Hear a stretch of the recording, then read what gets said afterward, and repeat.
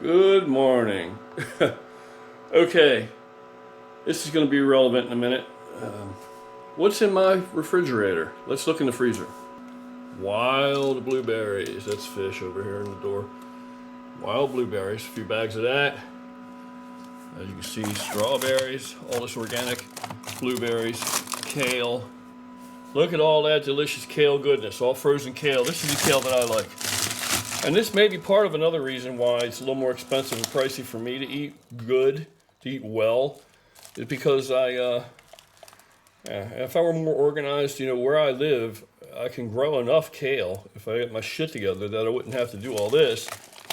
But this is convenient for me, so I pay for the extra convenience. I like these frozen bags of organic kale because I make my smoothies with them. So, I've already put my kale.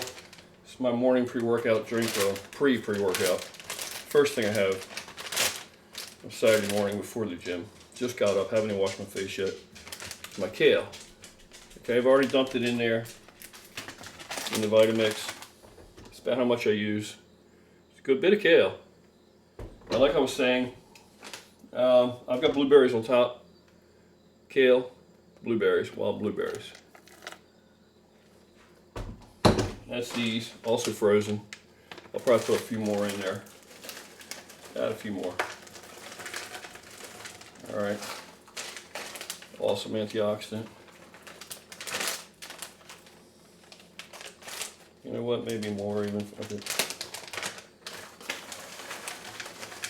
All right.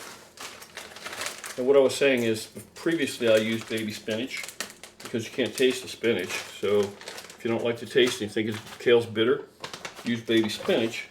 And then if you add in whatever you add in, like I add in blueberries and strawberries. This isn't the typical brand I use, but this is the brand that was available and it still sufficed to do the job. So if you use the baby spinach, whatever you add, you'll taste what you added. You won't taste the baby spinach. Whereas kale's more overwhelming typically to people just starting out, especially if you use like kale, you'll taste the kale. And a lot of people find kale bitter. I used to find kale bitter, but now I've switched over to kale rather than baby spinach because as my taste buds have kind of cleared out or whatever's happened with them since I've been eating these vegetables more raw nutrition and vegetable-wise, plant-wise, I can actually taste the sweetness in the vegetable, and kale tastes delicious to me now.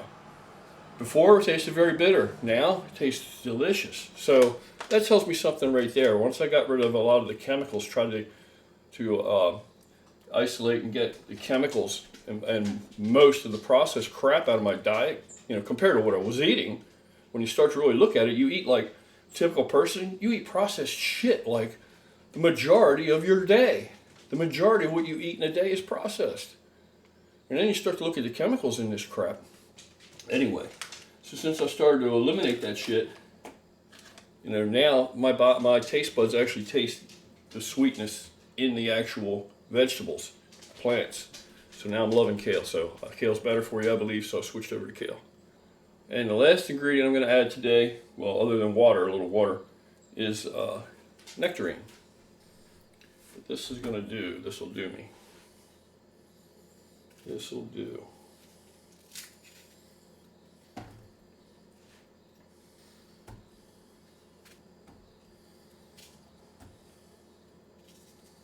Then I'm going to add water. I'm going to add about this much water. Dump that in there. Is that about right? Or do I need more or less? Okay, hold your ears. This is loud. This thing's a monster. Come on, bastard. Add a little bit more water, maybe, huh? Oh, it's good lighting here, huh? Oh, yeah. Yeah, we don't need that much water. This is going to be too much water. We're going to add a little bit, though. That should be enough. There we go. There we go. Okay. So now I got the thermos all cleaned out. The stainless steel thermos is awesome, man. It was inexpensive. Val picked it up. I'm not sure where she got it, but it really keeps things cold literally all day, even in the heat. It really does. And the opposite is also true. Put something hot in here, it'll stay hot.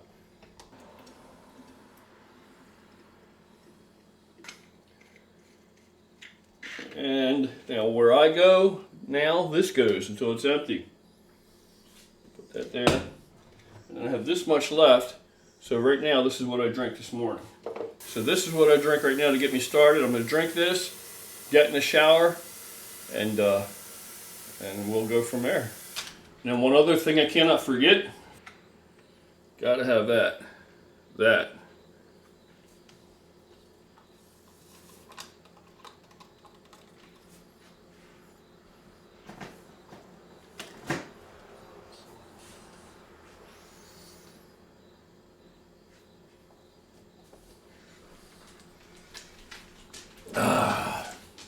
That goes down the hatch, then this chases it. My God, that's delicious. If you're not doing any of this kind of stuff, you don't know what you're missing, man. Go visit Eric Wojo's page, channel, and check out some of his stuff.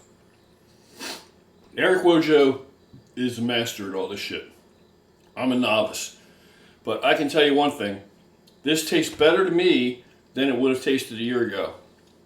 My taste buds were taking a beating, and I'm sure everybody else is similar if you ate similarly to the way that I was eating prior to my recent revisions.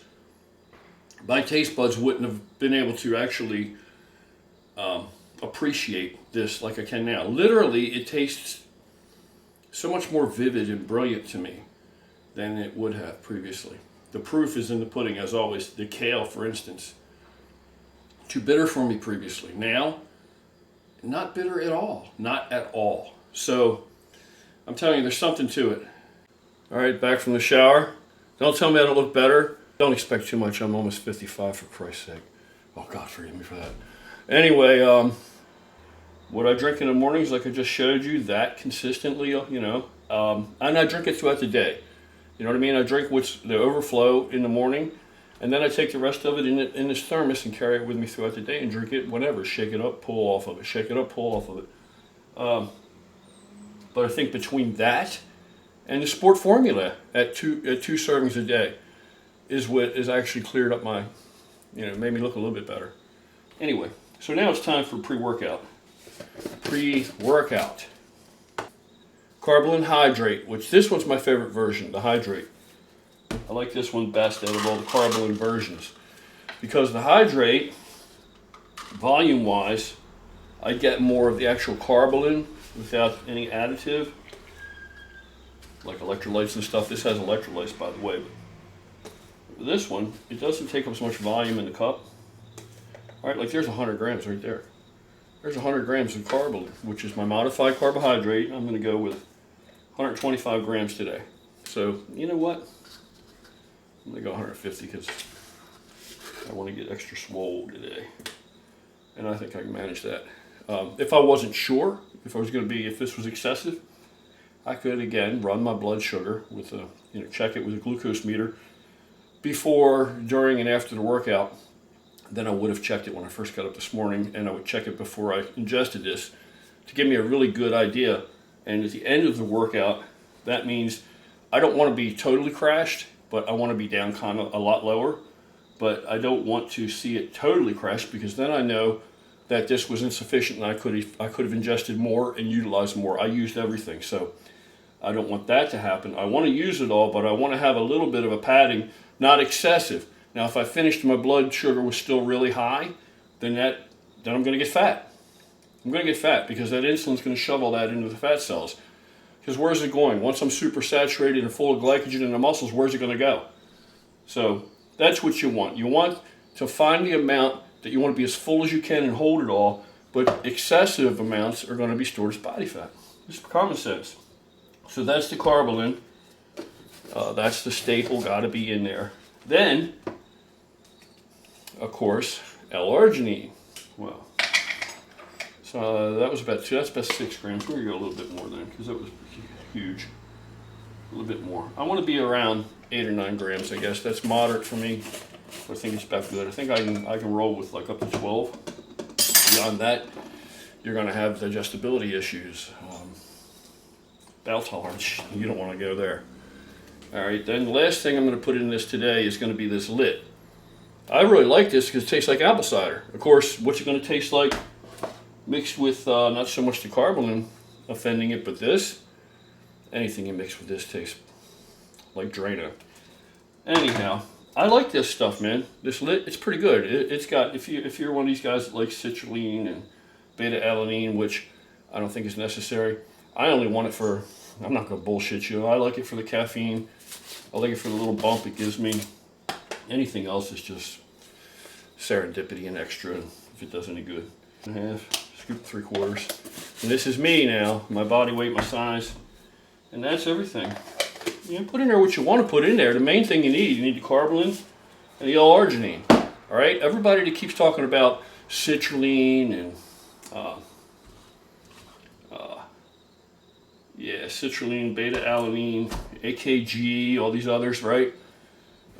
These are people that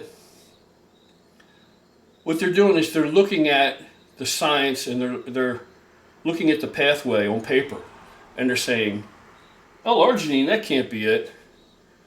But really, how big are these people that are telling you, that this isn't the way to go, right? That you want to go with that the citrulline is important, or beta-alanine, that those are how big are these dudes, man? I challenge any one of these guys, man, that if you take you a nice fat old serving of carbolin, and you take about, depending on your body size, between 6 and 10 grams of powdered L-arginine, and you mix that together and you drink that before you work out, and you want to be about, I'd say 75 to 100 grams minimum for the average person of the carbolin, and then you tell me you didn't get the pump of your life. Proof is in the pudding, man. Yeah, you look on paper, it seems that L-arginine, the pathway, can't really make sense out of how it's going to work, connect the dots. But nonetheless, it works. It works. It's just like the tadalafil, chlorophyll, whatever it is, citrate. The Cialis. I mean, back when I was, trying to compete as a pro on that level, when I fancied that idea, that delusion, right? Because I didn't really want it that bad to begin with. And if you don't want it, you ain't gonna do shit. Even back then, we were doing the whole crew of us. We were all doing the Cialis with the NO2. We didn't really we knew the interplay between the two, but no matter how much NO2 product you're going to put in your body, how much of that translates to NO2, nitric oxide, in your bloodstream, I don't know. Very, very, very, very, very little. Very little. Because nitric oxide is a gas. But we knew that there was something to it, and lo and behold, today, this is how many years later now, there's studies that are out, I've linked them in another video about it, about Cialis, that they're experimenting with Cialis and people suffering from Becker's muscular dystrophy because of the effect Cialis has on your ability to uptake NO2, and without NO2 uptake, there's no muscle growth. There's no muscle growth. So does that mean you run out and take NO2? No. Okay, because it turns out that the people with muscular dystrophy, they couldn't even get a pump. And the pump is an indicator of something, okay? Read the study. The pump is a flag telling you, hey, something good's happening here. We're heading in the right direction for muscle maintenance and hypertrophy, or hypertrophy as I say. So when they give it to them, it turns out they don't have a problem producing NO2. They had a problem with the uptake of NO2, utilizing the NO2 in the body. And once they introduced the Cialis, problem went away. So that's really promising. Anyhow, I got to drink this. I'm also going to take 2 Creacolin by EFX, the creatine capsules. It's a patented formula. Dr. Jeff Galini came up with it. The thing I like about that, I never used creatine before. Creatine is one of those things that everybody agrees works, but I don't need everybody to agree. So I still didn't like it because I just didn't like the way it felt in my stomach. I didn't like, it worked, but it bloated me all over. Bloated me in the face, bloated me. So I didn't use it. But and my diet at the time bloats me anyway, somewhat. Not a whole lot, somewhat. I didn't like it. But this new Creacolin creatine formula from Dr. Jeff Galini, from Jeff, that bad boy, you're only taking like really minute amounts of creatine comparatively. You're not taking 25 grams of powder creatine a day. All right, because again, it's all about utilization and assimilation. Because you're able to assimilate and use it much more readily and efficiently, you're only taking in a couple grams. That's it. Single digit numbers, single digits, low single digit numbers. By taking 2 of these capsules pre-workout, 2 of these capsules post-workout. That's it.